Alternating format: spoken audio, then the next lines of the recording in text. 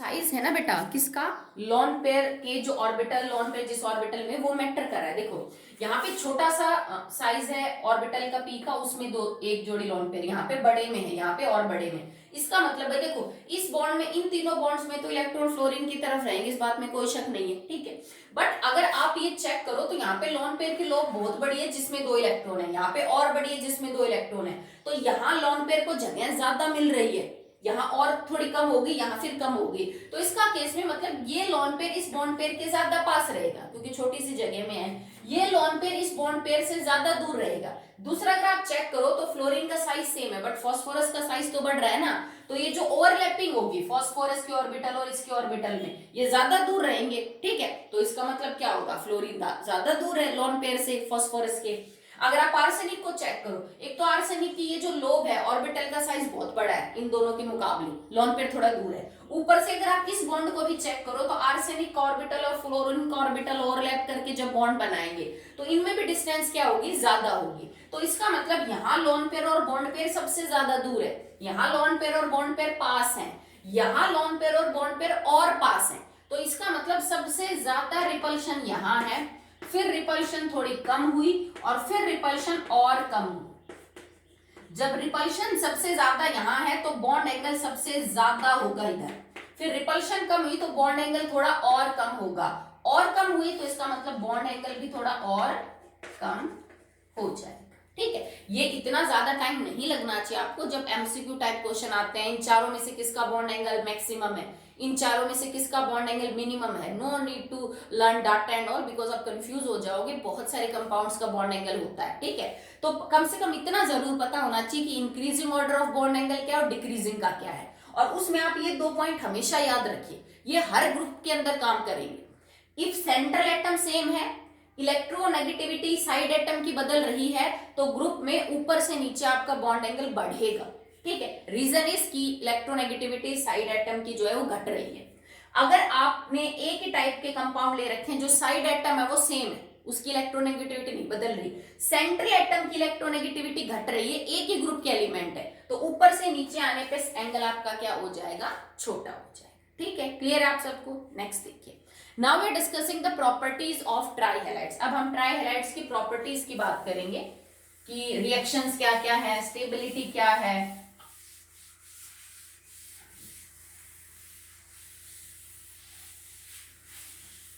सो जो ट्राईहैलाइड्स है बेटा, they have both character ionic and covalent, both character ionic and covalent.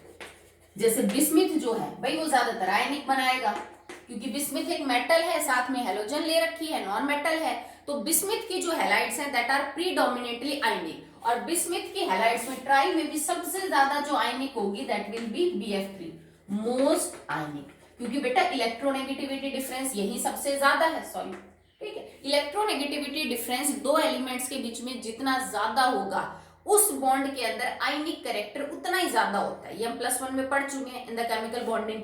Electronegativity का अंतर जितना ज्यादा बढ़ेगा उतना ही आयनिक कैरेक्टर बढ़ेगा। अब इसी कंपाउंड को आप ऐसे देखिए, BiI3 है तो ये भी आयनिक, भाई आयनिक ही होना चाहिए कि बिस्मिथ और आयोडीन मेटल नॉन मेटल के बीच में बॉन्ड है, पर इसके मुकाबले ये कम आयोनिक होगा, या आप यूं कह लीजिए इसके मुकाबले ये ज्यादा कोवलेंट होगा, क्योंकि हर आयनिक बॉन्ड में कोवलेंट बॉन्ड में थोड़ा अपोजिट कैरेक्टर जरूर होता है। कोवलेंट बॉन्ड में आयनिक में थोड़ा कोवलेंट कैरेक्टर देखने को मिलेगा, ठीक है। तो हम ये कहेंगे कि ये ज्यादा आयनिक परसेंटेज रख रहा है और ये कम रख रहा है, क्यों? क्योंकि यहाँ पे जो इलेक्ट्रोनेगेटिविटी का अंतर है बिटवीन बिस्मिथ एंड आयोडीन वो क्या हो गया बेटा, आपका घट गया।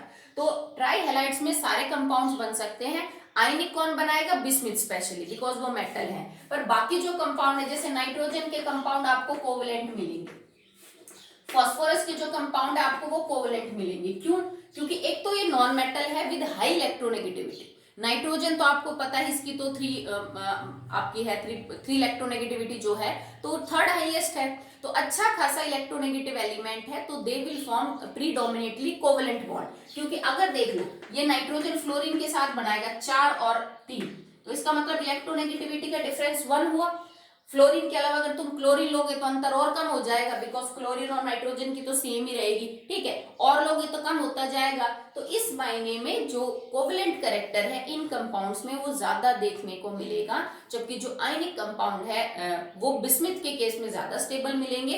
पर बिस्मिथ में भी फ्लोरीन के साथ सबसे ज्यादा आयनिक कैरेक्टर रखेगा, और बाकी जैसे जैसे आप नीचे आओगे हेलोजेंस में आयनिक कैरेक्टर घटता जाएगा, क्योंकि किसी भी बॉन्ड के अंदर आयनिक कैरेक्टर मतलब आयनिक परसेंटेज क्या है उस बॉन्ड में, और कोवलेंट परसेंटेज क्या है, that will be defined by the difference in the electronegativity of bonded atom.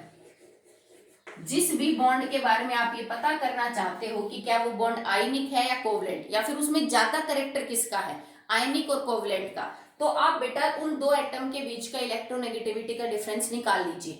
If your difference comes out to be 1.7, तो इसका मतलब 50% बॉन्ड आयनिक है और 50% कोवलेंट है।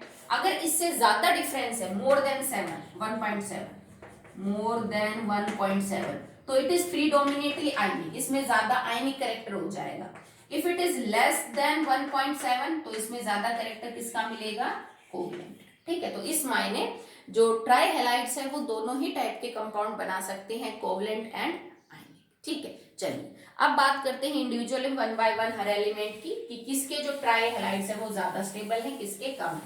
अगर आप नाइट्रोजन फैमिली की में नाइट्रोजन की ही बात करें, तो नाइट्रोजन कंपाउंड बनाता है NF3, NBr3, NCl3, NBr3.NH3 और Ni3.NH3।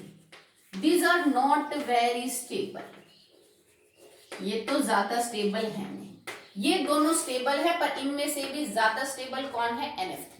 मतलब नाइट्रोजन की दो ट्राई हैलाइड्स ज्यादा स्टेबल है, that is NF3 and NCl3, और इनमें भी ज्यादा स्टेबल कौन है, दैट इज NF3। उसका रीजन क्या है बेटा, कि नाइट्रोजन और फ्लोरीन का जो साइज है ना वो कंपेरेबल है थोड़ा, तो जब साइज आइडेंटिकल होता है तो उनमें ओवरलैपिंग अच्छी होगी, क्योंकि बॉन्ड तो प्रीडोमिनेटली कोवलेंट है ये, ठीक है, तो कोवलेंट बॉन्ड ओवरलैपिंग से बनेगा, जानते हो आप सब। तो सेम साइज हो या फिर सिमेट्रिकल साइज, सिमिलर साइज हो, तो ओवरलैपिंग बहुत अच्छी होती है, और जितनी ज्यादा ओवरलैपिंग होगी उतना ही बॉन्ड स्ट्रॉन्ग बनता है। तो इन दोनों कंपाउंड्स में जो N और F के बीच का बॉन्ड है दैट इज स्ट्रॉन्ग, इसके कंपैरिजन में N और Cl के बीच का जो बॉन्ड है दैट इज वीक। क्यों, क्योंकि क्लोरीन का साइज बड़ा हो गया फ्लोरीन के मुकाबले।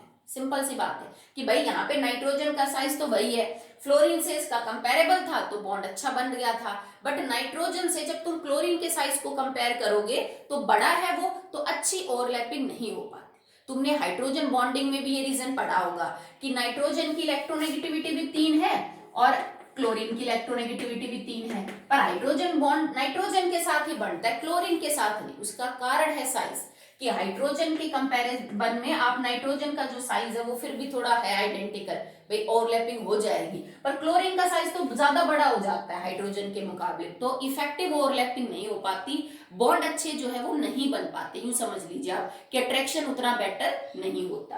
तो यहाँ पे आपसे ये पूछा जा सकता है, NF3 is an exothermic compound.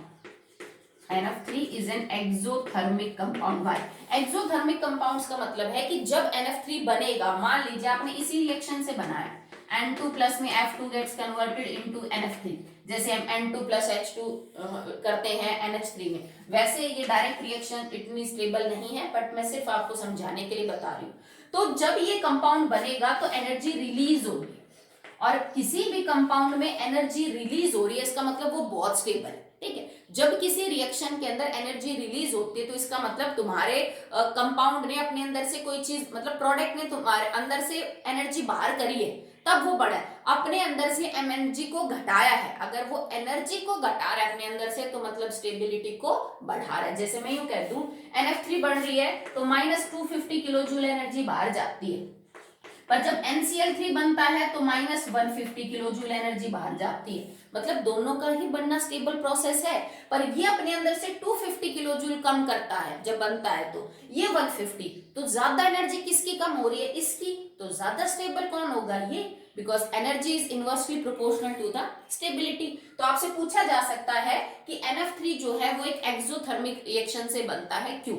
या फिर NF3 is an exothermic compound, why? ठीक है, तो इसका रीजन होगा बिकॉज N और F के बीच का जो बॉन्ड है दैट इज क्वाइट स्ट्रॉन्ग, ठीक है, और इस वजह से बहुत सारी एनर्जी रिलीज होती है, जिस वजह से इसको स्टेबिलिटी मिलती है। ठीक है, चलिए आगे बात करते हैं अबाउट दीज टू कंपाउंड्स। अब ये जो है जिनके आगे हमने लिखा है that are not very stable, ये एक्चुअली में मॉइस्ट कंडीशन में थोड़े स्टेबल हैं, that are stable in moist air, stable in moist air, ठीक है, मतलब नमी होगी हवा में तो फिर भी स्टेबल है, but in dry condition they are mild explosive,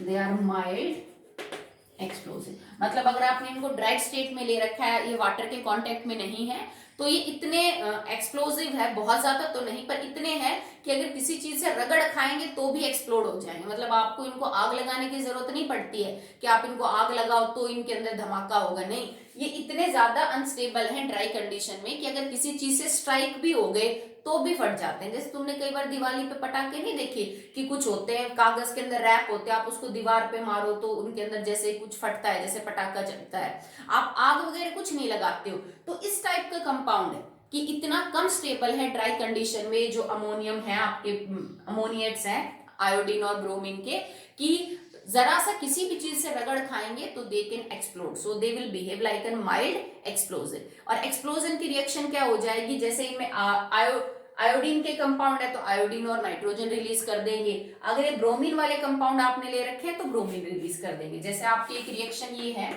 NH3 dot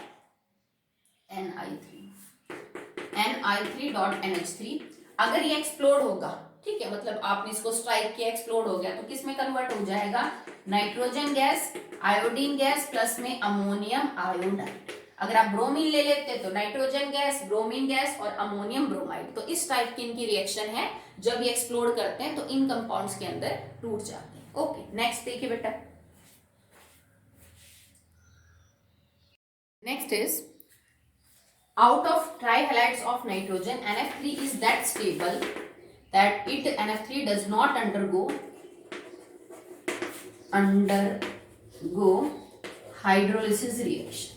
मतलब आप NF3 के साथ पानी की रिएक्शन करवाओगे तो वो नहीं होगी, because NF3 is that much stable कि वो वाटर के साथ रिएक्शन करके कोई और कंपाउंड नहीं बनाएगा, बिकॉज वो जो कंपाउंड बनाएगा वो कम स्टेबल होगा किसके मुकाबले, NF3 के, क्योंकि इसमें बहुत एनर्जी रिलीज होती है जब ये बनता है। So lesser will be the energy, more will be the stability. Okay, पर बाकी जो कंपाउंड्स हैं ट्राइहैलाइड्स के अंदर, दे विल अंडरगो हाइड्रोलिसिस, वो पानी के साथ रिएक्शन करते हैं, बट उनके जो प्रोडक्ट है बेटा वो अलग अलग हो सकते हैं डिपेंडिंग अपॉन कि वो किस एलिमेंट की आपने हैलाइड ले रखी है। ठीक है, जैसा नाइट्रोजन फैमिली के हैलाइड हाइड्रोलिसिस में रिएक्शन शो करेंगे, फास्फोरस उससे अलग कर सकता है, और फास्फोरस से अलग बिस्मिथ और एंटीमनी कर सकते हैं। ठीक है, तो NF3 को छोड़ के बाकी जो ट्राइहैलाइड्स है that will undergo hydrolysis reaction, पानी के साथ करेंगे, बट उनके जो प्रोडक्ट है वो डिफर कर सकते हैं, रिएक्शन एक जैसे नहीं मिलेंगे आपको।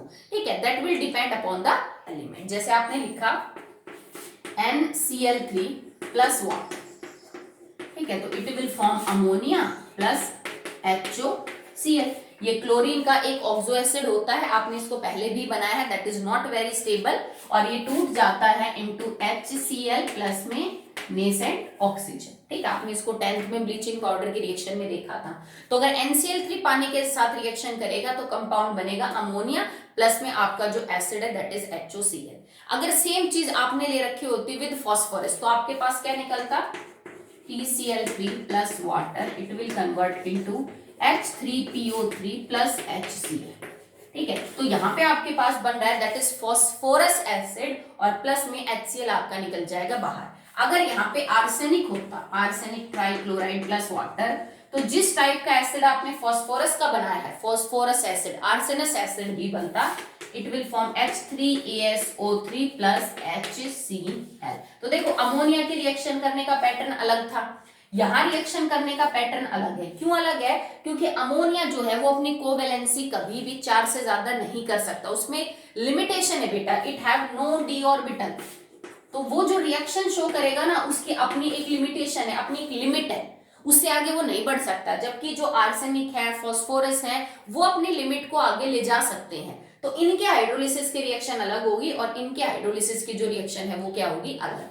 बात करें अबाउट एंटीमनी एंड बिस्मिथ, तो एंटीमनी और जो बिस्मिथ है ये बहुत अच्छे से हाइड्रोलाइज हो जाते हैं, but they are partially hydrolysed, they are partially hydrolysed, मतलब आधे अधूरे होते हैं, पूरी तरह से हाइड्रोलाइज नहीं हो पाते।